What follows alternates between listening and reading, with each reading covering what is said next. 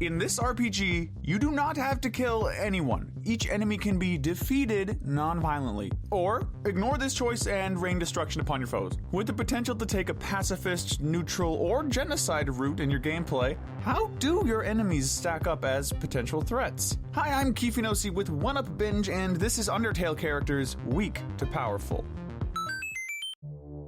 Undertale has several potential battles that can transpire, so this list will highlight interactions that take place with characters that are more integral to the story, as well as a couple notable battles that take place. Since this list will cover story events that occur within each of the 3 possible endings, there will be a spoiler warning going forward. With all that being said, let's move into the ranking. First off, we have the weakest characters. These characters show that they would obviously need assistance to put up any kind of resistance. Starting with the weakest overall, we have Monster Kid. Having no arms doesn't stop this young monster from wanting to go after his idol, Undyne. This unfortunately causes him to trip often, and he's believed to have blackened eyes from falling so much. The only instance we see Monster Kid attempt to put up a fight is in the Genocide route. He'll try to channel his idol Undyne and stand in the player's way to prevent them from continuing their killing spree. If the player tries to attack Monster Kid, Undyne will step in and take the entire brunt of the attack. We give MK valiant effort for wanting to be a hero, but he won't be one anytime soon. Next is Napstablook.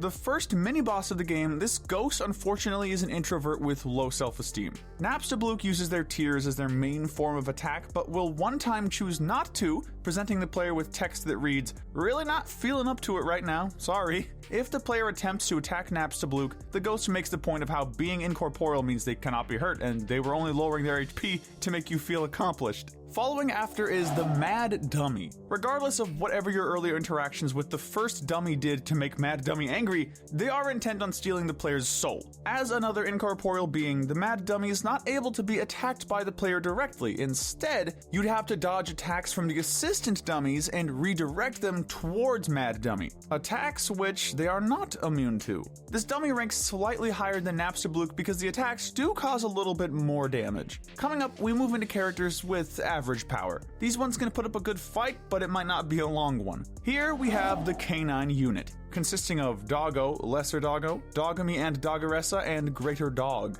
These pups prove that they are no slouches when it comes to protecting the underground from humans. However, they're all grouped together because they all share the same flaw. You can instantly spare and end the battle with each one of them by using the stick. Petting these dogs will also help in ending the battle and sparing them. No matter how much you train a dog to be a warrior, it just goes to show it'll still have dog mentalities. Coming right after the doggos, we have the Amalgamates, Memory Head, Endogeny, Reaper Bird, Lemon Bread, and Snowdrake's mother. The Amalgamates came to be during Alfies' experiments with injecting raw determination into comatose monster bodies. Because their physical beings could not handle the power of determination, the bodies would lose cohesion and fuse together into terrifying paranormal creatures. Amalgamations, if you will. The Amalgamates can only be encountered within the true lab in the Pacifist route. They attack the player under the surmise that they're being brought food. By no longer having true physical forms, the Amalgamates negate any attack that's put towards them. So, instead, the player must interact with the different creature parts to remind the whole creature of its identity and soothe them before they can be spared. Moving on, we have Muffet. This spider monster catches the player in her web when she finds out that they refuse to buy any of her 9,999 coin pastries and has a supposed hatred for spiders. She'll send her spiders to go after the player's soul, and occasionally sends her pet muffin spider as well. The battle eventually ends after 17 turns, after which Muffet finds out from the spiders in the ruins that the player was actually kind to them, apologizing for the misunderstanding. Alternatively, if the player uses any of the items from either of the spider sales, the option to spare Muffet can come up. However, she can be killed in one hit afterwards once the spare option is available. After her is Toriel. The former Queen Toriel is first introduced protecting the player from Flowey's attack once they first arrive in the underground. Toriel treats the player as her own child and tries to warn them of the dangers beyond the ruins, encouraging the option to make friends rather than fight. When the player makes mention of leaving the ruins, Toriel leaves in an attempt to destroy the exit so the player wouldn't be killed like the previous humans who'd fallen down. She then tests the player's strength in a battle to see if they can go out on their own. Toriel, like Muffet, can be betrayal killed in one hit once given the option to spare her.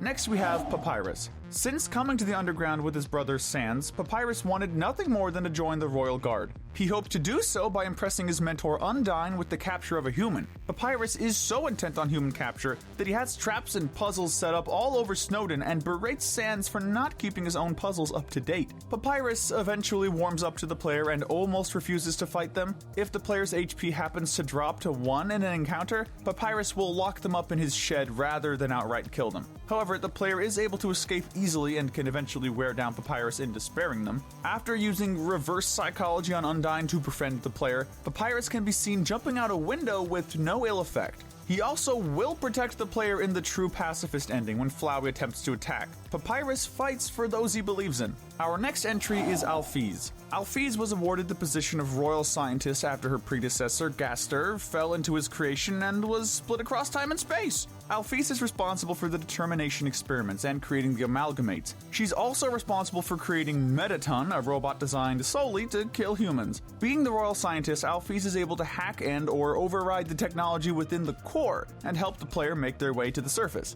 She's the one to provide the player with the strategy in the battle against Metaton. You do enter a battle with her lost soul, which proves to be fairly strong, but you're able to remind Alfies of who she is, or was. We now move on to the characters that would win most of the battles they get themselves into, but could still definitely be outmatched by the right opponent. Starting this section is Metaton. This robot, as we just discussed, was initially created by Alfies with the intent to kill any humans that come to the underground, and proxy the player. Metaton starts his interactions with 4 different attempts at thwarting the player: a quiz show with electric shock punishment, a dangerous aerial course to collect recipe ingredients, defusing 4 bombs in under 3 minutes, and a puzzle trap to be solved. After all these attempts, Metaton is transformed into his EX version, able to attack with bombs, technology, and his new form. Metaton's Neo version in the Genocide route appears to be intimidating, but is instantly defeated in 1 hit. For this reason, we have to keep the human-hating robot here. After him is Undyne.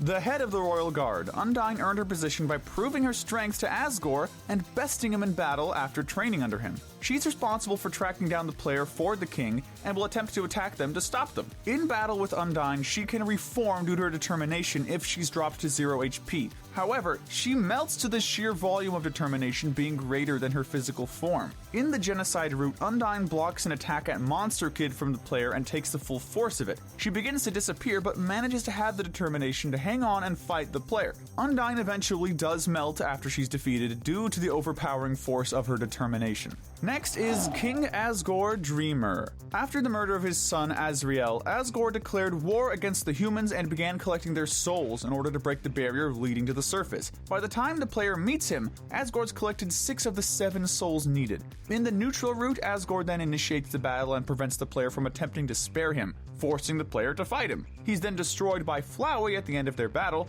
However, the player drops Asgore's HP immediately and Flowey comes in to finish him off. Asgore is responsible for taking Undyne under his wing and training her into the soldier she is. His declaration of war after the deaths of his and Toriel's children is ultimately what caused her to separate from him, seeing him as a heartless monster. Our final section goes to the characters that have so much power they could easily end the world if they wanted to. Chara is the first in this section. Chara was adopted by Asgore and Toriel when they fell into the underground, but died after being poisoned from an accidental consumption of buttercups. Chara had Azrael take them to the surface to see the golden flowers once again, after which their soul combines with Azrael's. The player is only able to interact with Chara at the end of the Genocide route, where the player's determination was able to awaken them from death. Chara also notates being able to feel the player's power as they went on their murderous rampage and offers the chance for the world to be erased completely. If the player does choose to erase the world, Chara mentions that they will be together forever. However, if the player refuses, Chara questions if the player was ever in control. After either choice, Chara attacks the player with an insanely powerful attack and forces the game to close. If the player returns to the game after this, Chara will offer the restoration in exchange for the player's soul, permanently altering the true pacifist ending.